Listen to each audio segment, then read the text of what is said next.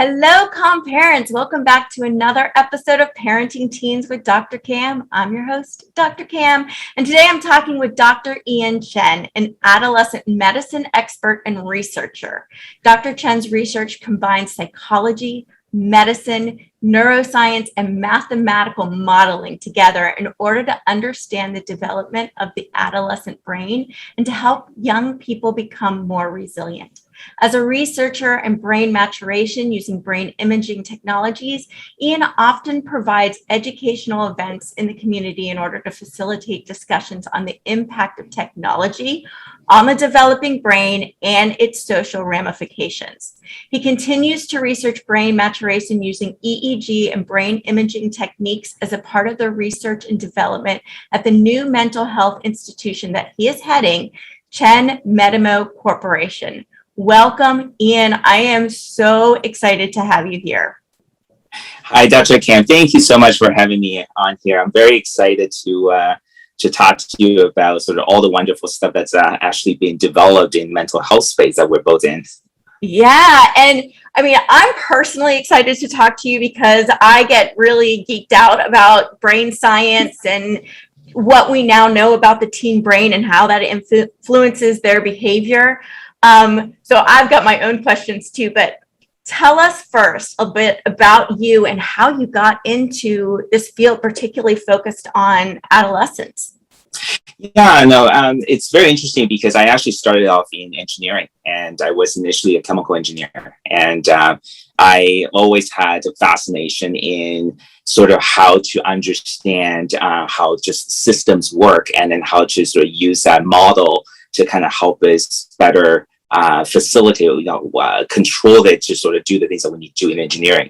And then I kind of got really interested in medicine. So just, I ended up going to med school after, primarily also because I was really interested in just how structure of the body sort of could affect the function as well. That because I think too often we think of medicine as purely, taking medication and just very physiologic, as opposed to sometimes thinking about structural. What our body's organs and how it can all combine together structural to the function, right? So that aspect I found very, very interesting. So I got into medicine and got into pediatrics and was very much into mental health because my subspecialty is actually adolescent medicine, which even though it deals primarily in terms of the pubertal physical development, but a huge section of that is also on the brain development, the cognitive development as well. And obviously there's a lot of, it's a huge roller coaster that people kind of go through. Like if we think about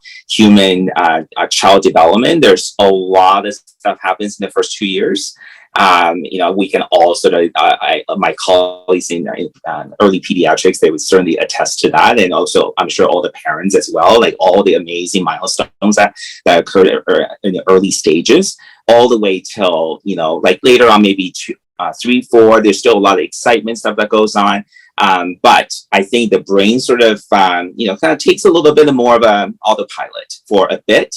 Until it gets into puberty again, and usually like maybe 9 or 10, depending on. I think girls usually kick starts a little bit earlier than boys, and once that sort of physical puberty starts, there's a tremendous amount of changes actually, pruning that happens in the brain as well, and we're.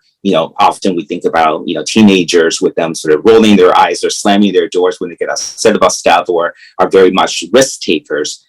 But a lot of what I do is, really trying to understand why that happens. And then, so instead of actually looking at it as a negative, how can we actually better understand where the teens are coming from?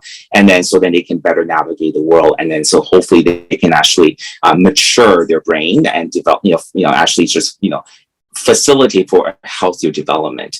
And so then they become more resilient. So a lot of that is, I ended up had some research, and also I did a lot of academic work at one of the big hospitals in Toronto. And but I just realized that there's just so much mental health in a regular community that is just not very. I would say, it's very difficult for them to reach major academic centers just because of the fact that you're right in downtown. It's not very accessible, and we also know that there's still mental health is one of those things that is, in addition to stigma, it's not always easy to detect, right? So, and I think I really saw that there was a need to get into the community. So I got into community, developed a program, but then also realized that there's just a limitation in terms of a lot of our standard techniques really just wasn't, I just feel like there wasn't just enough, because I don't, there's still, we know a lot about how to help in terms of therapy and in terms of medication, what to do with anxiety, what to do with depression, and so on and so forth. But I always thought there's just something really missing. So when the technology, EEG became more used in terms of mental health space, what we call the quantitative EEG, to kind of help us see what happens and which part of the brain is being utilized as someone is actually performing a task or having a conversation with you. I really saw that as an opportunity to really understand more about, so what's really happening in the actual brain, like, and because we often think of the brain itself, whatever happens is neurology. Whatever happens in terms of mental health is psychiatry, psychology, mental health, social work. But in reality, I actually think of all of those are neuroscience. I think that, if you think about what, it's not the perfect example, but it's almost like a computer. Like if you can understand what happens in the hardware, you can also better optimize for better software. And if you have software that's completely built without understanding the hardware, a lot of times you're like, oh, I'm missing a driver. I can't do this thing. I can't. There's just a lot of wasted energy, and sometimes just a lot of conflict that could happen. And I really think that understanding more structurally and just more how our learning and how everything works in our brain can really help us understand more the actual cause of sometimes a lot of the mental health conditions. So then I started to sort of look into that and really saw the advantage of that. But again, it's just because it's not very widely available, because it's still very niche. So I decided to sort of, create my own institution and sort of start to sort of address that. So that's a very long intro it's into what I do. fascinating. And I just, I think that the fact that you're looking at the actual science of what's going on, because there's still so much confusion about what mental health is, right? And I think there's a lot of misinformation out there, or misperception.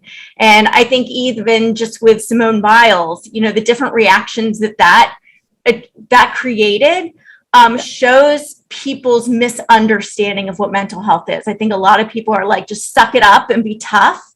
And that's not putting into account what's going on in the brain. Yes, So, for sure. Right. And there's something that I love you said. You say, like, there's a difference between what we're thinking of as terms of mental health, and you like to call it something different, which I think it changes our perception. Can you tell us a little bit about the difference between mental health and what you call mental performance? Yeah, so I think of in terms of, so we tend to think of, just like anything that's medical or health, we tend to think in terms of what goes wrong, right? Like the pathology. We usually wait until when something causes a dysfunction in our day-to-day lives, and we say, okay, we need to go see a professional, and then they can diagnose with whatever. And so it's either you have something or you don't have something. Yeah. But I think I tend to see, because now I understand a little bit more about what the brain does, and understand that a lot of it is very similar to how an athlete can start to learn a sport and then kind of get better and better at it, and can train to be very specialist in their particular area. And it's very much like our physical science, physical health, in a sense that for a long time, actually wasn't that long ago, if you had a surgery, the physicians will have you rest in bed for a long time, because they think you need to rest and recover. And then later on, they start to realize, wait a minute, the recovery time is so much longer. Then there's a potential infection. There's also a whole bunch of other things, and pain doesn't get better. Then we start to realize, wait a minute, if we start to get them working, using their body, get them out of bed, get them moving, and rehabilitate, you're training your body to a new set point, right? Like now, whatever after the surgery, you can actually get that recovery right away after the surgery, and you can train the body to the new state, and you can actually function better, and then pain will be much better controlled as well.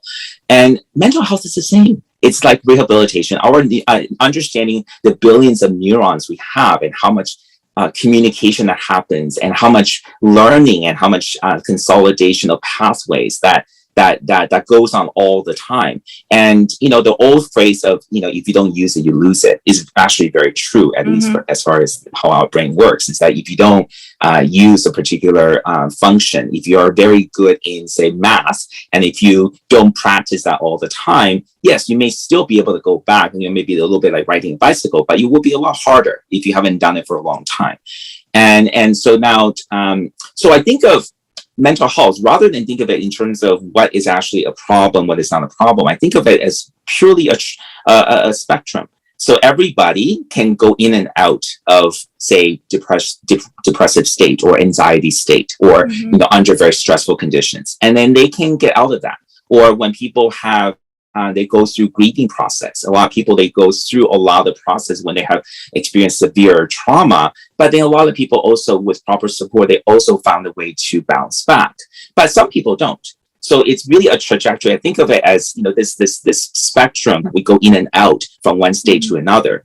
And maybe the way that we should perceive that is, how do we understand what state we are, self-awareness of what state we are, and how do we then navigate us out of where we don't want to be?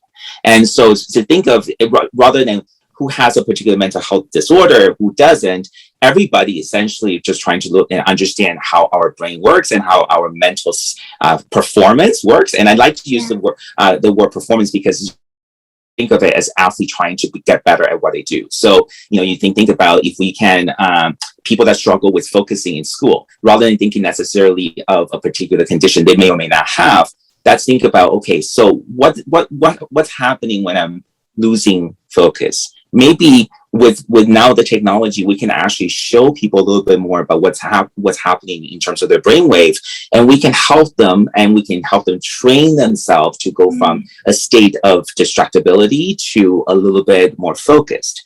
And what I love about this is that it really teaches people to learn self-awareness, but also control. This idea of self-locus of control, the idea that we actually have, we have a lot of ability to control what happens in our body, but also in our mind.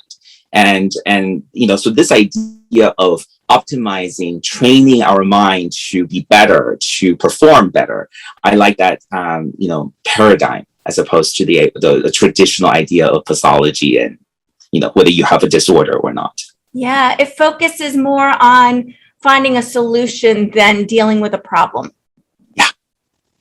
So there's like, you can say, oh, my kid has this, or I have this, and we have to deal with this, other than, okay, my kid's having difficulty with this. What can we do about it? How can we help them? Right. So let me ask you, because I know a lot of parents right now are really worried about their children's level of anxiety, their lack of what they're saying motivation. I question, what motivation is, but what we call motivation, right?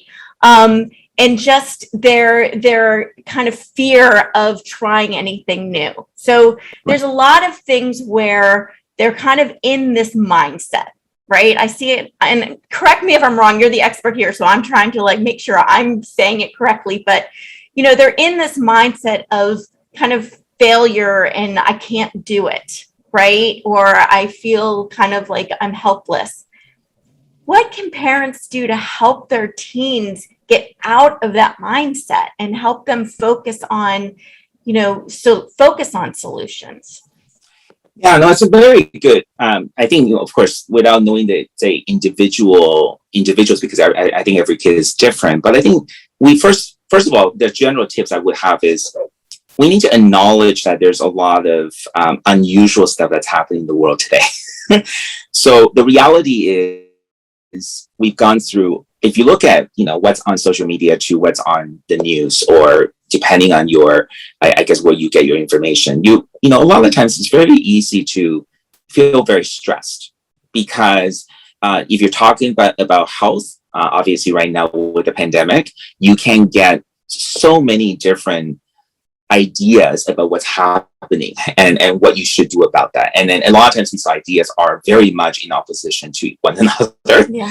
And you also have stuff that's happening in financial world that seems to be also many different ideas, and who knows what's going on. And you hear one camp that says, oh, things are doing great, and then the other camp says, oh my god, things are going to collapse or whatever.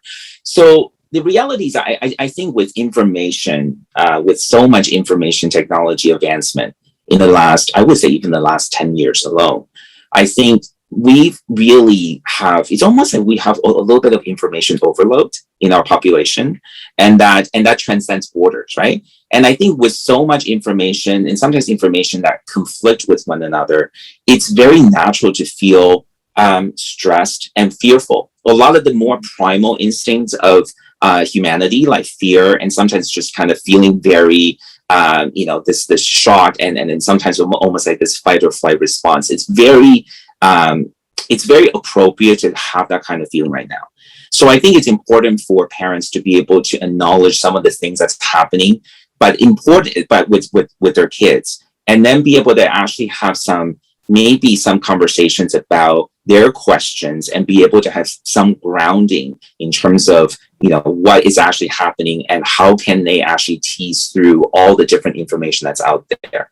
And then the other piece I would suggest is try to really invigorate that curiosity that's in them, or that was in them because every child, if any parents remember all the way back when they were little babies and even toddlers, every child had a tremendous amount of curiosity, because in many ways we actually need to be curious in order to survive, because that's how we learn things, how we navigate and form an idea of the world around us. And so there we can better survive and do well. But the problem is, when we feel very afraid and when there's so much uncertainty in the world, it's very natural to go inwards, because of course we don't want to go outside, and if we go outside, something horrible is going to happen. With the pandemic, the virus is a very real thing, but in reality we also know that virus is not visible to human eye. That's why it's very difficult, and that in itself is very scary.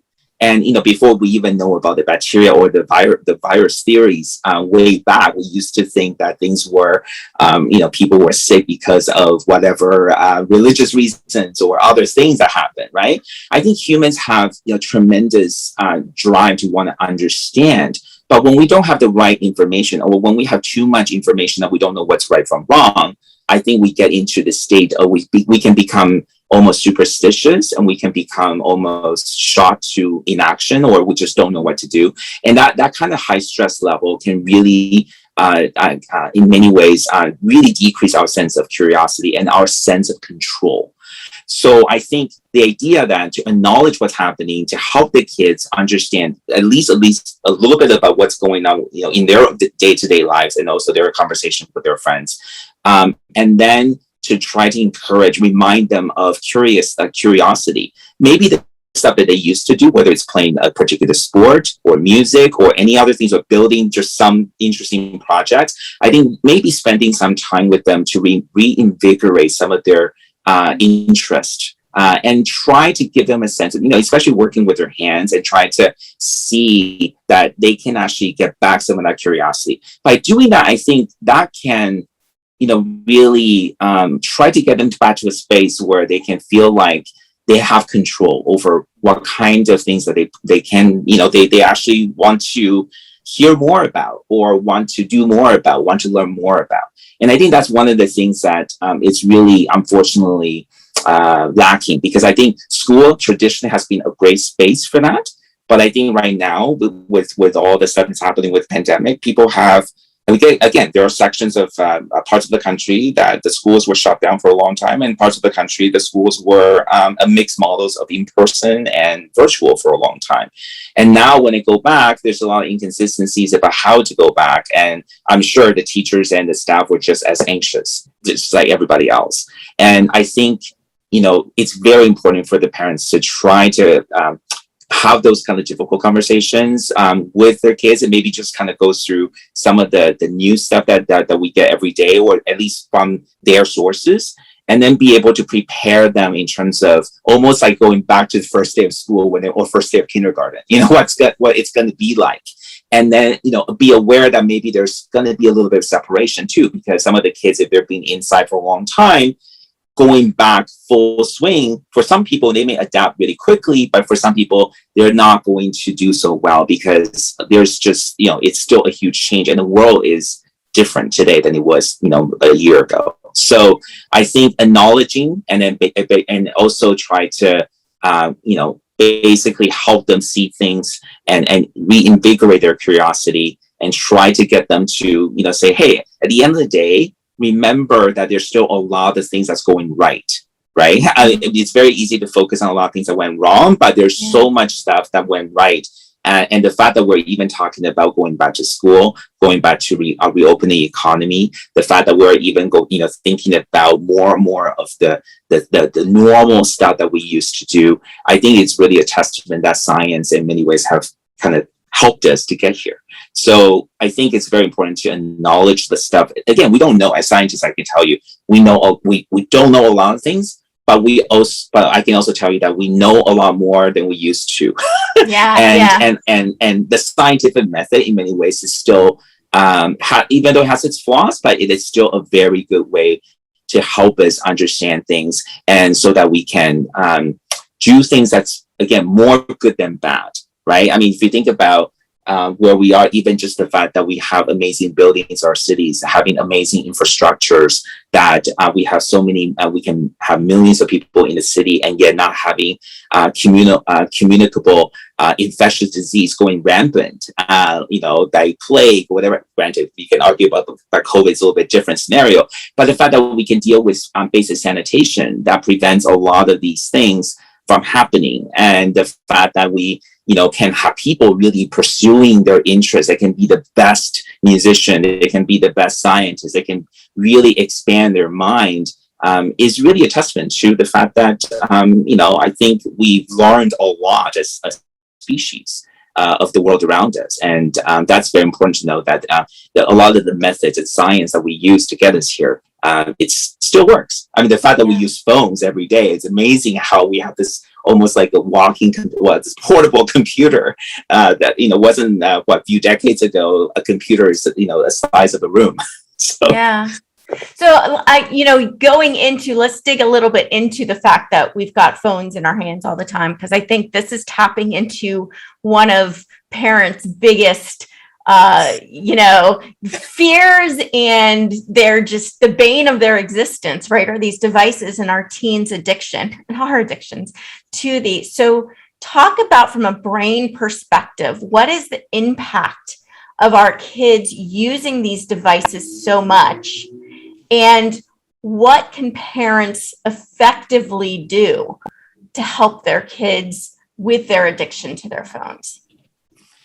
So what we do know in terms of people that are actually on their phone a lot, and again, let me just say, because I think there are people that if they have developed a good amount of habits that essentially is a result of, let's just say, a more mature prefrontal cortex. And that's really the area of the brain that's responsible for impulse control, responsible for,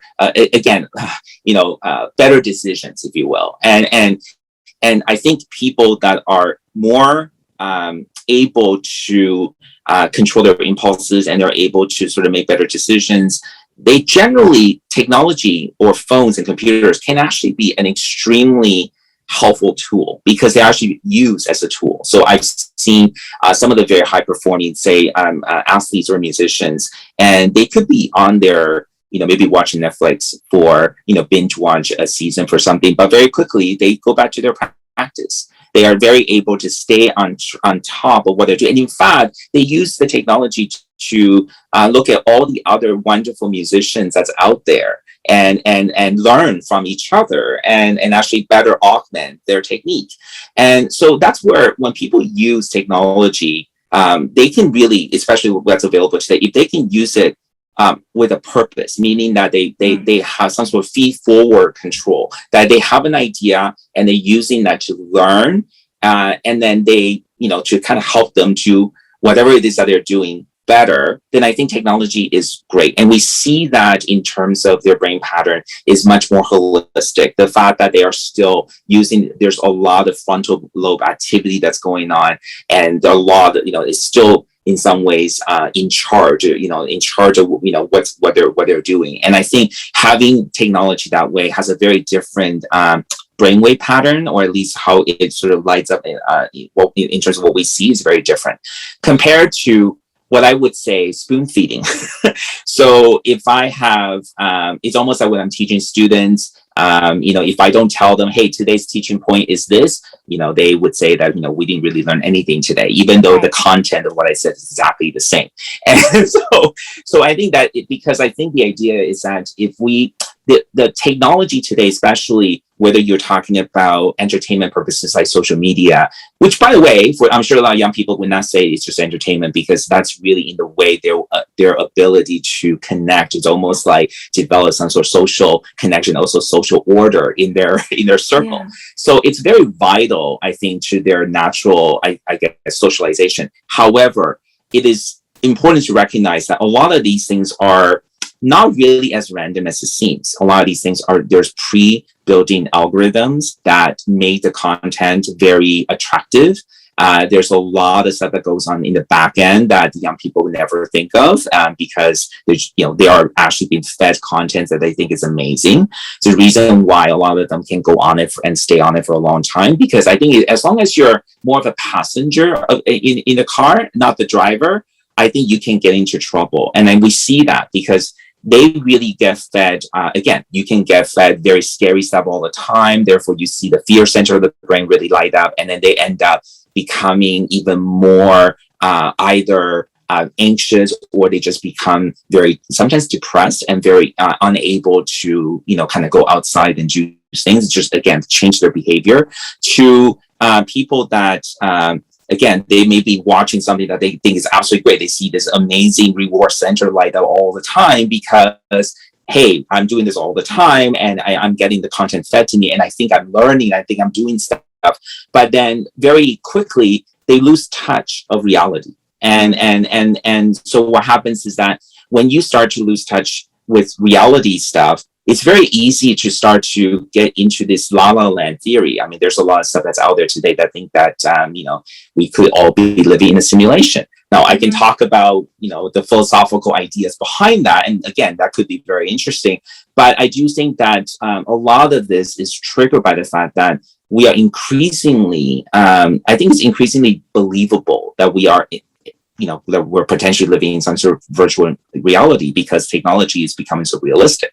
Mm-hmm. But again, knowing that and seeing how these sort of centers, the primal part of the brain, are getting so lit up by these technologies, especially when they're fed to your phone and you're not doing any decision making, right? When you see it alert, you look at it, you just keep looking at it. As opposed you say, I'm working on something, the phone is secondary, I'm putting it away. I'm only going to use it because, hey, I'm actually going to look up something I need to do this for whatever it is I'm working on.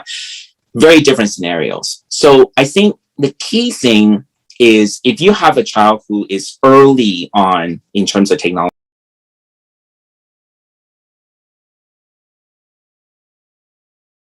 having no phone at dinner table, to why is it that we have phones, and when do you use them, and understand that just because your information fed to you doesn't necessarily mean that you need to respond right away. You need to break that sort of almost like that slot machine thing that you hit, that you get some reward right away.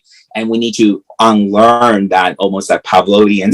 Yeah. I mean, behavior. Adults get pulled into that too, right? Exactly. Right. But then I think really teaching, having that sort of comment, and again, and also develop good habits, because a lot of adults also fall into that, right? Mm-hmm. So again, we got to watch what we're doing in front of other people, the children, and then be able to sort of all sort of learn from each other and sort of role model that. Now, if you have a child who is already very much into that, I think, that becomes harder, because I think if they are really in that space so much that they're, say, starting to skip school, or they start to not want to have real life connections and prefer to have connections only online, unfortunately, I think, it gets into, sometimes you may actually need to have professional support, or I would say first and foremost, try to maybe have a little bit, introduce the concept of some technology free time. It sounds a little bit odd, but I think it's almost like, maybe, you can do a daily, maybe right after the dinner or whatever it is, you say, okay, everybody, there's no technology. Or sometimes maybe even just going on go to a cottage where there's nothing and actually get reacquainted in some ways to nature. Right. I think the idea that it's amazing. Sometimes I see this all the time with young people that we could literally be outside and you have this gorgeous view. You could be walking by the waterfront and there's this gorgeous view and everything's, there's just amazing stuff that's happening. And then the young person's focus is completely on this tiny little screen that you're literally looking at as you're walking. Yeah. And, so I think going to places where I would say, basically no reception, if you will, or minimal reception, and just kind of get back to nature, and even just understand a little bit about we actually were able to live without these things. And at the end of the day, it's still a phone, and then kind of the idea of getting back to it's a communication device. And if you really want to do something more substantive, really you should use your computer for research, or you can use your computer for whatever it is that you're doing. Again, teaching that habit of having more purpose of why you're using a technology. And what kind of technology is better suited for your purpose. So sometimes if you're doing schoolwork, maybe it's better to go to your computer as opposed to on your phone. If you are, maybe thinking about maybe only using your phone as when you need to text people or call people. And I would also encourage parents to, also with young people, to encourage them to maybe spend more time, either seeing their, friends in person, or I would almost say it's funny, kind of get back to calling people more as opposed to just texting or communicating through just social media postings of any different channels. Because I think there's it's really irreplaceable to have a real life, just all the different nuances of human communication when you're even just talking on the phone, and definitely when people spend time in real life with people. There's just a lot more stuff that goes on. There's even learning about human expressions and just a lot of body language that is unfortunately missing.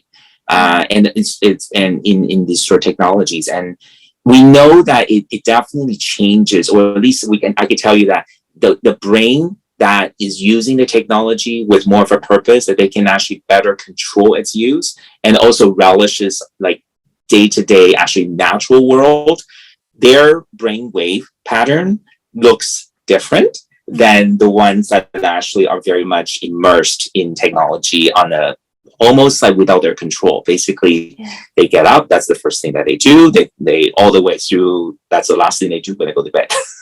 So I think that's, and I see technology very broadly. It's not just phone. It could also be video games.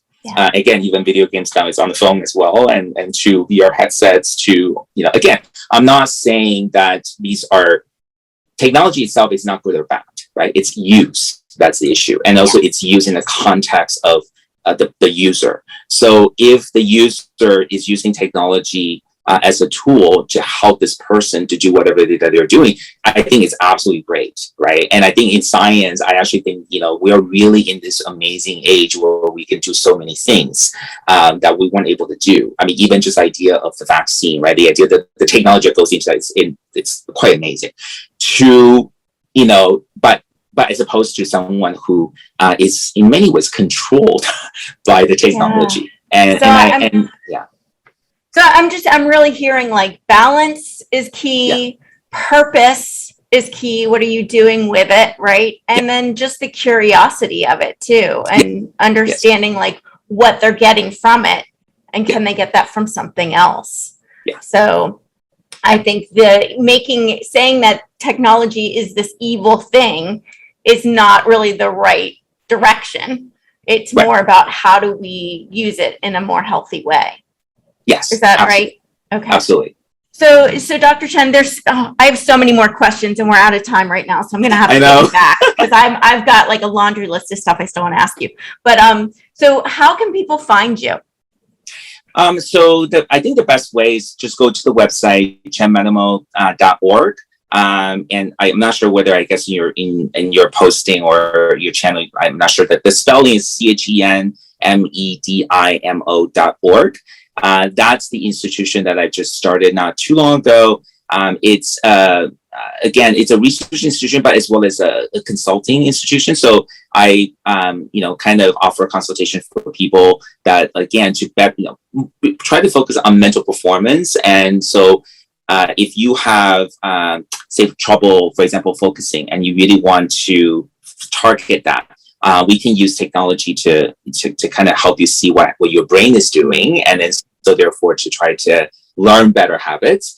To like a very an elite athlete that wants to know how to get into that zone, and especially, I mean, Simone Biles is a good example of that. I mean, not knowing the details of that, but I think knowing a lot of the pressures and knowing, just all the stuff that could be happening that could, kind of get into this really optimal zone to to completely sort of letting the mental other factors to sort of in some ways derail them into this other space. So again, so I sort of offer a consultation for that. But a lot of we also, in our research section, we also try to put we're building a reference library on some of the latest in terms of our own research, but as well as other people's research, just kind of almost like decode a little bit about all the EEG stuff that's out there. Like I say, it's a very new area, but I think North America we're a little bit behind. I think they've been doing that in, I think, Asia and Europe actually for a while before us. But I think we're starting to do this more and more. And but at the same time, we'll also caution that there's also a lot of people that's using this and claiming a lot of things with it too. So, I would say that we need to be cautious in terms of the resources that's out there. So I'm trying to, kind of provide something that is grounded on at least what we know and not overclaim things. But at the same time, I can also help people more directly in a practical way as well in terms of whatever it is that they're struggling with. That's amazing. That is great. Thank you so much for jumping on and joining us today. I really appreciate it.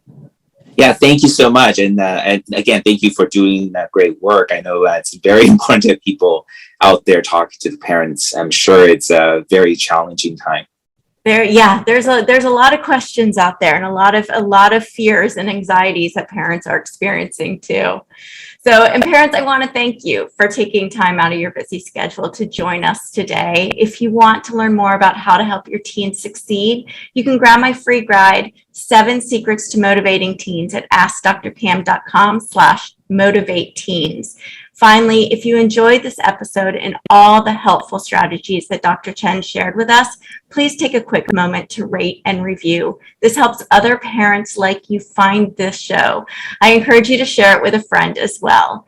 Until next time, have a peaceful, positive, calm day.